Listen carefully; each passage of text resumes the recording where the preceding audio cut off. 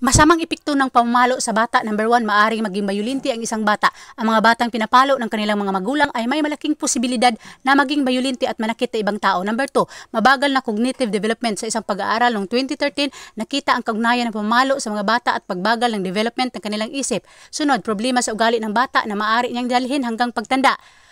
Ang pananakit o pamamalo sa bata ay maaaring magdulot ng antisocial behavior o problema sa pakitungo sa ibang tao. Sunod, nawalan siya ng tiwala sa sarili kapag ang bata ay pinapalo o sinasaktan ng mga taong dapat na pumoprotekta sa kanya. Maaari niyang questionin ang kanyang kahalagahan at tanungin sa sarili, may mali ba sa akin? Sunod, walang kakayahang kontrolin ang sarili. Ang mga batang may mababang self-regulation skills ay mabilis sumuko sa mga pagsubok o gawain, may short attention span at mas mabilis na maapektuhan ng stress. Sunod, mental health problems sa pagtanda. Ayon sa pag-aaral, ang mga sakit na ito ay maaari magdulot ng mga kalunos-lunos na pangyayari gaya ng suicide, paglalasing o paggamit ng pinagbabawal na gamot. Sunod, nagkakaroon ang lamat ang relasyon ninyo. Kapag napapalo ang isang bata, nagkakaroon siya ng negatibong reaksyon sa kanyang magulang o sa taong dapat na nangangalaga sa kanya.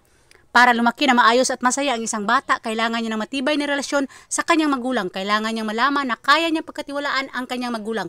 Habang bata pa sila, hindi pa nila lubos na maintindihan ang dahilan ng pamamalo o pagdidisiplina, kaya madalas nagdudulot ito ng lamat sa relasyon ng anak at magulang. That's all. Thanks for watching.